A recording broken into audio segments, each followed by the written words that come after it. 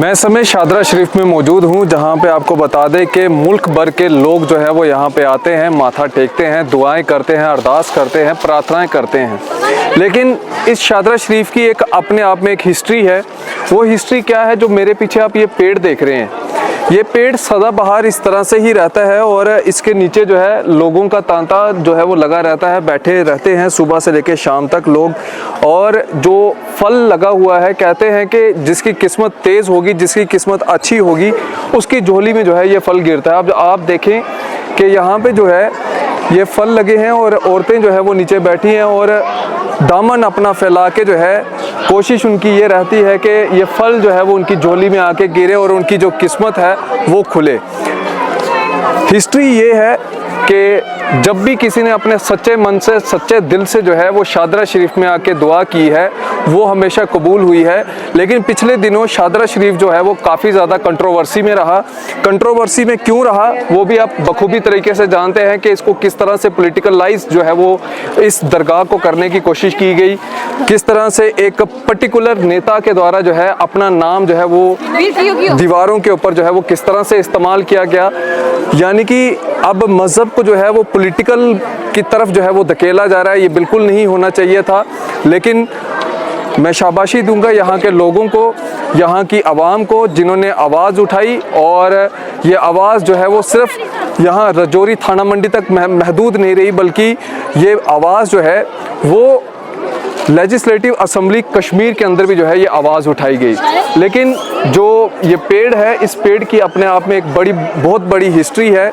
और इस पेड़ के नीचे औरतें, मर्द जो है वो बैठते हैं दामन फैला के, और जो अगर फल उनकी झोली में गिरता है तो वो अपने आप को जो है वो काफ़ी ज़्यादा किस्मत वाला मानते हैं। और ये कहते हैं कि जिसके दामन में वो फल गिरता है उसकी किस्मत जो है वो रातों रात जो है वो बदल जाती है। रातों रात वो जो है उसकी किस्मत में जो है वो सितारा चमकना जो है वो शुरू हो जाता है।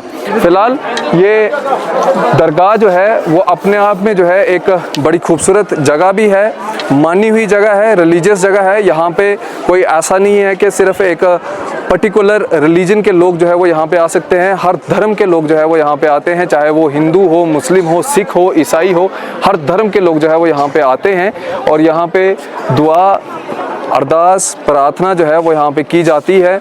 और बिल्कुल इसके आगे जो है वो अगली तरफ, यानी कि इस पेड़ के अगली तरफ अगर आप देखना चाहेंगे तो वहाँ पे जो है लंगर शरीफ भी है। और यहाँ पे सिक्योरिटी का भी जो है वो काफ़ी पुख्ता इंतज़ाम जो है वो किया गया है। और यहाँ पे अगर हम देखें तो काफ़ी ज़्यादा सीढ़ियाँ चढ़ने के बाद जो है, यानी कि जब आप नीचे की तरफ से आते हैं तो आपको सीढ़ियाँ चढ़ के जो है वो ऊपर आना है और आप जो है ऊपर ज़ियारत जो है वो कर पाएंगे।